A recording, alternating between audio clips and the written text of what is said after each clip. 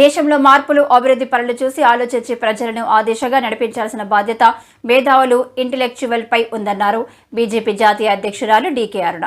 విజయ సంకల్ప యాత్రలో భాగంగా మహబూబ్ నగర్ లోని వివి కన్వెన్షన్ లో నిర్వహించిన పార్లమెంటు పరిధిలోని బీజేపీ సానుభూతి పరుల ఇంటెలెక్చువల్ తో ముఖాముఖి నిర్వహించారు. ఈ కార్యక్రమానికి బీజేపీ జాతీయ కార్యవర్గ సభ్యుడు ఏపీ జితేందర్ రెడ్డి, జాతీయ ఉపాధ్యక్షురాలు డీకే అరుణ, కోశాధికారి బండారి శాంతికుమార్, మాజీ ఎమ్మెల్సీ రామచంద్రరావు, బంగారు శృతి తదితరులు పాల్గొన్నారు.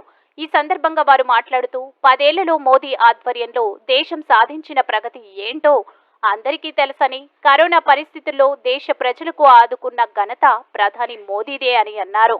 దేశంలో కరోనా వ్యాక్సినేషన్ తో పాటు ఆర్థిక పరిస్థితుల నుంచి దేశాన్ని గట్టెక్కించిన మహానాయకుడు ప్రధాని మోదీ అని, G20 సమావేశాలు తీరు చూసి ప్రపంచమే నివ్వెరపోయిందన్నారు. మహిళలు, వృద్ధులు, పేద ప్రజలు ఇలా అన్ని వర్గాలకు ఆదుకుంటూ మేక్ ఇన్ ఇండియా పేరుతో దేశంలోని యువతకు ఉపాధి అవకాశాలు కల్పించారని తెలిపారు.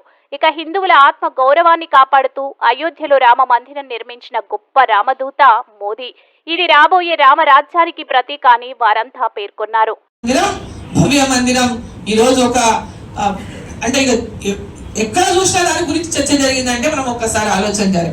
500 పైగా సంవత్సరాలు మరి రాముడి గుడి లేదు, రాముడు జన్మించినటువంటి అయోధ్యలో అనేటంటే మరి ఇన్ని సంవత్సరాలకు 100 సంవత్సరాల తర్వాత శ్రీరాముని ప్రతిష్ఠ జరిగింది అంటే అదొక కొత్త యుగానికి నాంది అని చెప్పి, రామరాజ్యానికి రాబోయేటట్టు రామరాజ్యానికి నాంది అని చెప్పి మనం అందరం కూడా భావించాలి.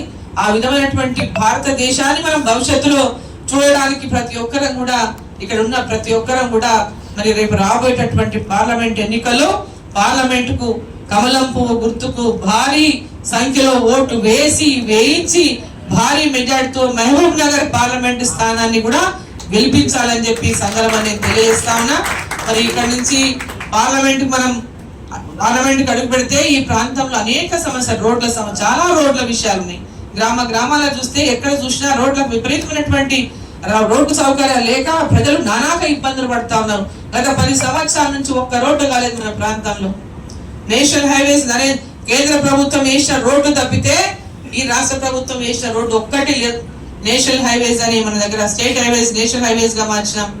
ఇప్పుడు రాయచూర్ రోడ్డు అవుతుంది, రేపు నారాయణపేట కానీ, ఇటు కొడంగల్ కానీ, ఈ ప్రాంతంలో అంతా కూడా ఉమ్మడి పాలమూరు జిల్లాలో కూడా రోడ్లన్నింటినీ కూడా మనం ఎక్కడెక్కడ నేషనల్ హైవేస్ చేసుకోవాలో నేషనల్ హైవేస్ చేసుకుంటాం.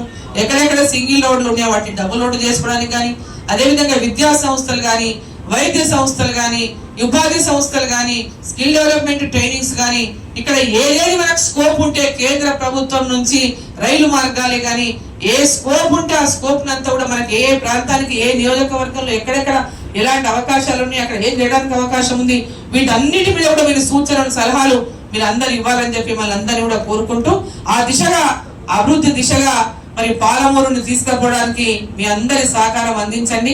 వచ్చేటటువంటి పార్లమెంట్ ఎన్నికల్లో భారతీయ జనతా పార్టీని గెలిపించాలని మిమ్మల్ని అందరినీ కూడా కోరుకుంటూ జై శ్రీరామ్.